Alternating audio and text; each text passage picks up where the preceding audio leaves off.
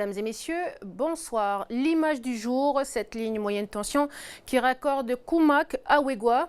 Aujourd'hui, en 2016, tous les Calédoniens ne sont pas raccordés à l'électricité, comme vous le verrez dans ce journal. Enercal et les élus de la province Nord faisaient le point cet après-midi. Et pourtant, de gros travaux ont été réalisés ces dernières années à travers l'opération Bouclage du Nord. Reportage dans un des 1600 foyers raccordés grâce à ce chantier.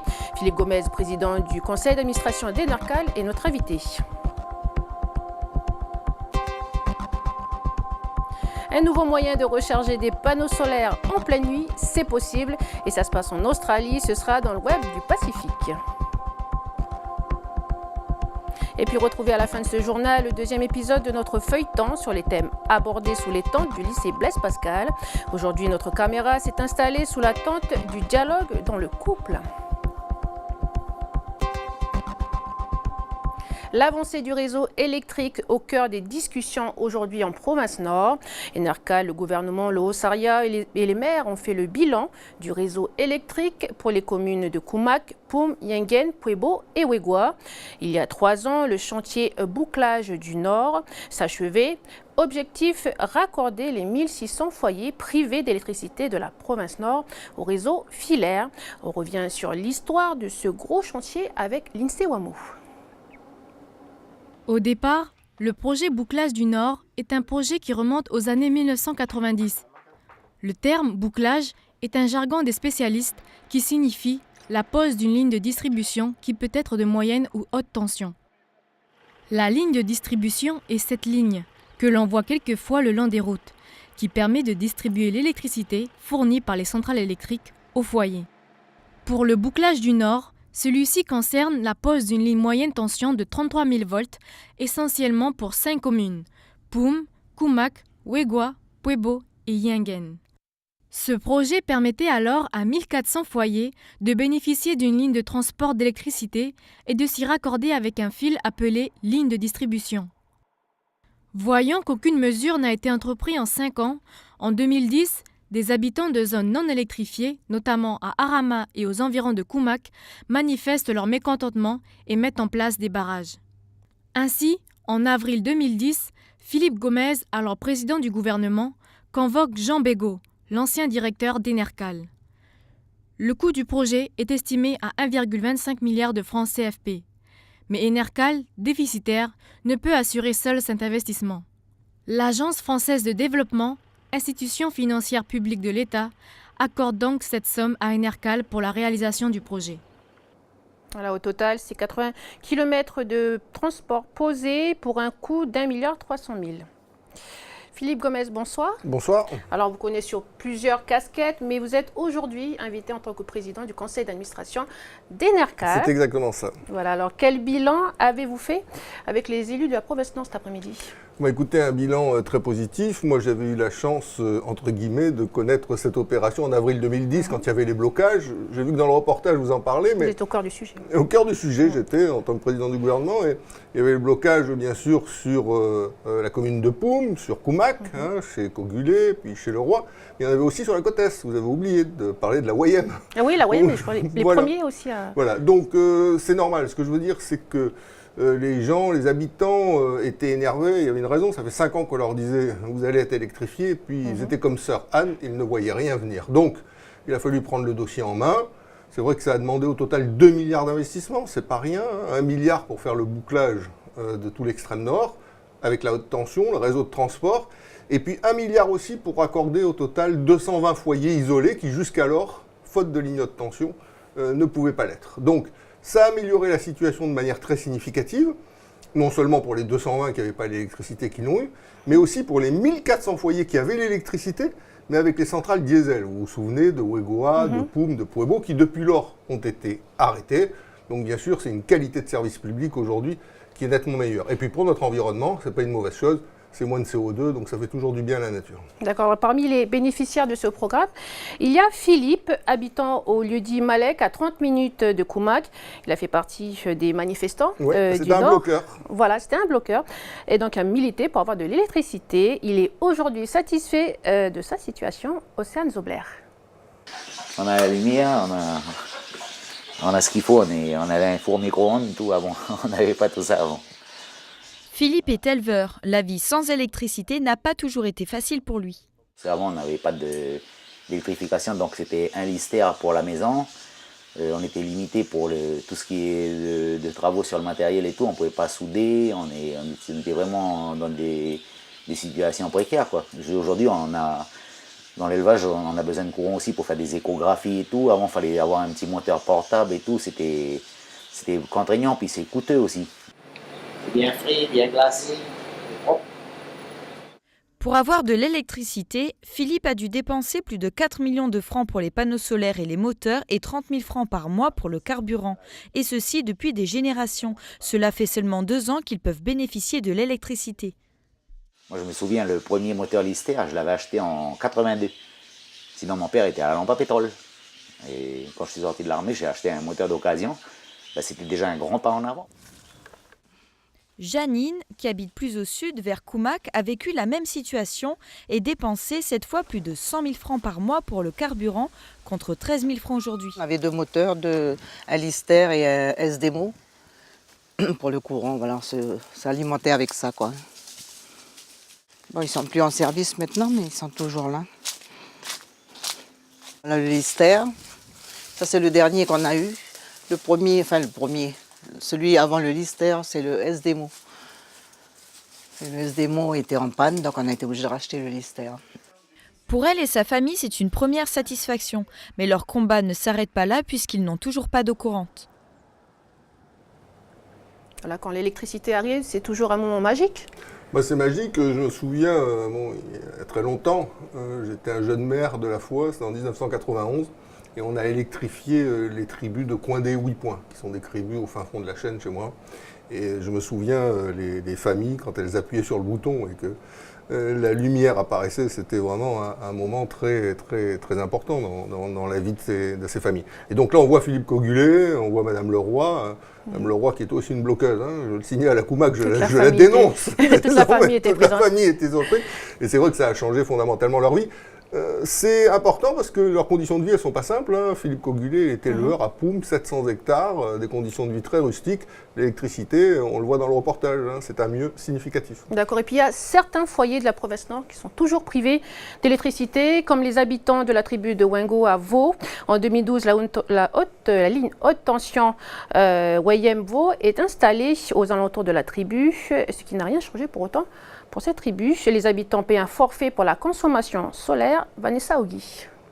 Isaac, habitant de la tribu de Wango, située en pleine chaîne de la commune de Vok, vit depuis 35 ans avec des panneaux photovoltaïques. Grâce à cette installation, il peut faire fonctionner 6 néants et un appareil électroménager pour une facture de 3 065 francs par mois. Depuis peu, Enercal propose aux habitants une nouvelle formule. Et ce qu'on nous propose actuellement, c'est d'avoir, au lieu d'avoir plus de panneaux, je ne sais pas, mais de payer une somme de 5 000 francs, parce qu'ils vont augmenter la puissance de l'énergie, quoi. Et puis on peut avoir plus de néons, et puis même les machines à laver, tout ça. Ce qui nous avantage, quoi, pour tous les besoins, quoi. Mais à un prix de 5 000 francs forfaitaires, quoi. Et c'est pourquoi on dit que ça nous avantage, parce que c'est au niveau des revenus. Mais seulement au niveau des besoins, on sait qu'il y a toujours un problème. Le problème majeur pour Isaac et les habitants de Wango, c'est l'eau. Là, avec les panneaux solaires qu'il y a là, quand ils sont en marche, ils aspirent l'eau ici. Sans les panneaux solaires ou sans l'énergie filaire, mais ça ne peut pas marcher.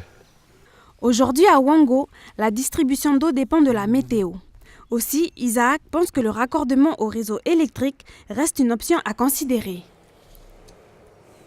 Alors pourquoi reste-t-il encore des foyers privés d'électricité ?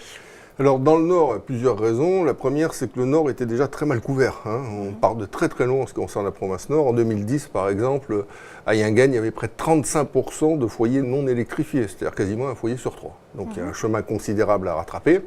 La deuxième raison, c'est qu'il y a des foyers qui dépassent un coût de raccordement de 6,5 millions par foyer. C'est les textes qui prévoient ça, on ne peut pas aller au-delà. et donc on leur propose que du solaire, c'est le cas du monsieur aujourd'hui. Donc certes, on a aujourd'hui des taux de couverture qui sont nettement améliorés, y compris en province nord, mais c'est vrai, il reste encore quelques habitations isolées où le coût de raccordement dépasse les capacités financières de la collectivité. Pour autant, on a des solutions alternatives comme le solaire. Alors certes, le solaire, ça ne permet pas tout, mais maintenant on a des nouveaux kits qui sont beaucoup plus puissants, c'est ce dont parle le monsieur, et qui rendent des services beaucoup plus importants que les anciens kits. Donc je conseille à ceux qui avaient l'ancien solaire de basculer sur le nouveau. Il faut faire les demandes ad hoc auprès de la mairie. D'accord, on va rester dans le solaire avec le schéma de transition énergétique adopté à l'unanimité au Congrès il y a quelques mois. Où en est-on ? Écoutez, c'est un schéma qui était en préparation de très longue date, puisque lorsque j'étais président du gouvernement chargé de l'énergie en 2010, on avait commencé à y travailler avec la direction des mines, avec les professionnels. Aujourd'hui, on a un objectif, 2030, 100% de l'énergie pour la distribution publique du pays doit être de l'énergie renouvelable, c'est-à-dire du solaire, c'est-à-dire de l'éolien, c'est-à-dire de l'hydroélectricité. Et on est en train de mettre des projets majeurs au niveau d'Enercal, une centrale solaire de 10 MW avec stockage qui va être réalisée à la fois. On mène les études sur la Winée, sur la côte Est, qui aura un productible qui sera équivalent à 50% du barrage de Yaté. On vient de lancer les appels d'offres pour une petite centrale hydroélectrique à Pueblo, etc., etc. Et je crois qu'entre les efforts d'Enercal et les efforts des privés, qui investissent aussi, puisque désormais des tarifs de rachat ont été fixés par le gouvernement, à partir de ce moment-là, on pourra atteindre cet objectif, 100% d'énergie renouvelable pour notre pays en 2030. Je crois que franchement, dans le Pacifique, quand on connaît les effets des changements climatiques sur les îles et les îlots de la région, ou les atolls de la région, je crois qu'on aura fait un bon geste pour la protection de notre environnement. D'accord, voilà ce qui clôt notre dossier sur le bouclage du Nord et sur l'énergie. Alors, hier, le gouvernement présentait le PULSE, le plan d'urgence pour le soutien à l'emploi. Donc, pour préserver l'emploi, 6 mesures ont été avancées. Parmi elles, le gouvernement propose de rehausser le plafond d'heures indemnisables par salarié à 1800 heures au lieu de 900 jusqu'au 31 décembre. La province des îles va prendre en charge les salaires de 5 emplois créés par l'entreprise sur une durée de 18 mois dégressifs, c'est-à-dire 100, puis 50 et 25%. Autre mesure, la province sud programme le versement d'une prime initiale à l'embauche de 200 000 francs sur un an, tous secteurs confondus. Qu'est-ce que vous en pensez ? Il faut faire quelque chose pour l'emploi. L'emploi salarié stagne, on est à peu près à 65 000 emplois salariés dans le secteur privé en 2015 et à peu près au même niveau sur le premier semestre 2016. On sait que notamment les entreprises sous-traitantes de la mine ou de la métallurgie ont des difficultés. On sait que le bâtiment également, après la fin des grands chantiers, rencontre des difficultés. Donc il fallait agir.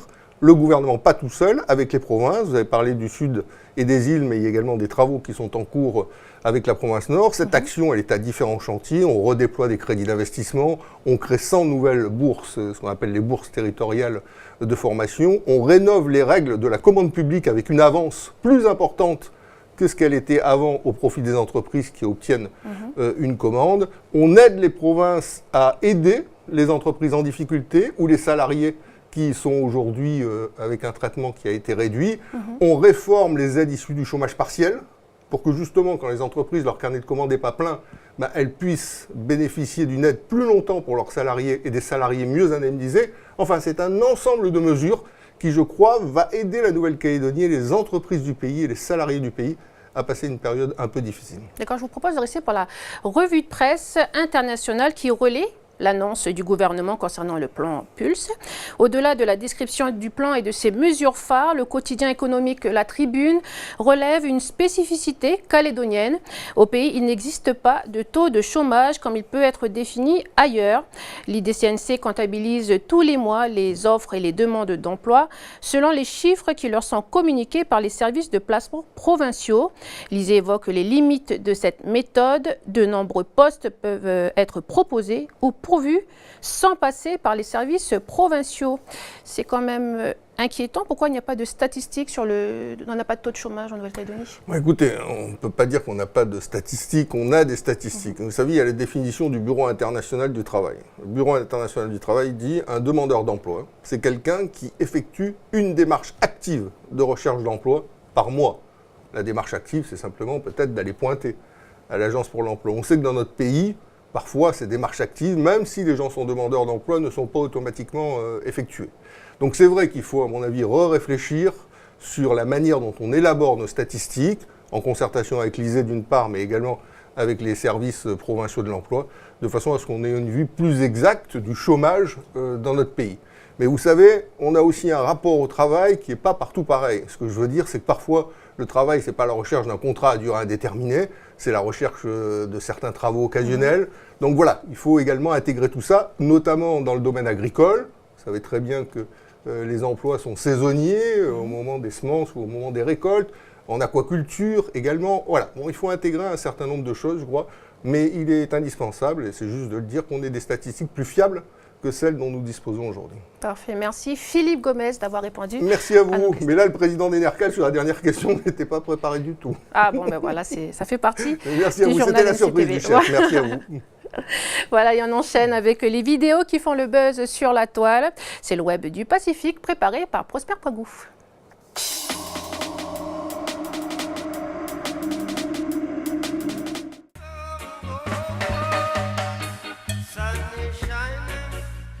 D'ici quelques temps, ces panneaux solaires pourront produire de l'électricité, même de nuit. C'est le projet innovant sur lequel travaillent actuellement des physiciens australiens et américains. Un nouveau matériau créé artificiellement permet de collecter non seulement la lumière du soleil, mais également de capter la chaleur présente sous forme de rayons infrarouges. À l'heure actuelle, les panneaux solaires standards exploitent environ 34% de l'énergie fournie par le soleil. Avec cette nouvelle technologie, plus beaucoup de gaspillage d'énergie avec un rendement à 80%. Autre prouesse, la taille d'un bloc de ce matériau est si petite que l'on pourrait en mettre 12 000 dans l'épaisseur d'un cheveu. We used a similar way that was used to fabricate glass. World Butchers Challenge Award Grand Champion this year is France. Ces bouchers français sont passés de l'ombre à la lumière uniquement à la force de leurs bras. Pour leur première participation au championnat du monde des bouchers, les Français ont tout découpé. Ils ont été sacrés champions du monde devant l'Australie, pays organisateur du concours, l'Angleterre et la Nouvelle-Zélande. Pendant 3 heures, les compétiteurs ont été jugés sur leur talent de découpeur, de dressage de l'assiette, en passant par l'innovation de leur préparation.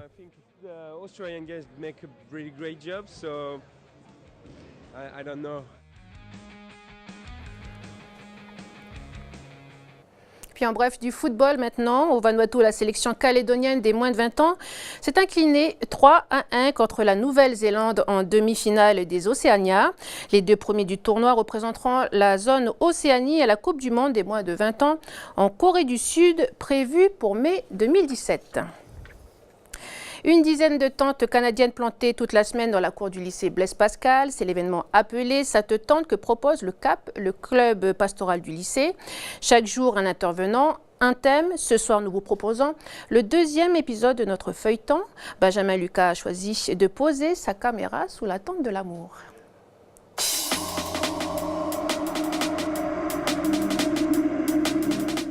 Bonjour. Est-ce que vous savez sur quoi on va travailler là ce matin? Sur quoi? Sur l'amour. Sur l'amour. Ouais, c'est un vaste sujet. Donc on va échanger sur l'amour. Le thème de la semaine, vous le connaissez? La parole. La parole. Voilà, c'est ça. Donc la parole dans l'amour. Vous avez déjà été amoureux de quelqu'un? Oui? Non? J'ai pas. Oui. D'autres? Vous avez déjà été amoureux ou pas? Oui. Non? Une fois? Un peu? Beaucoup?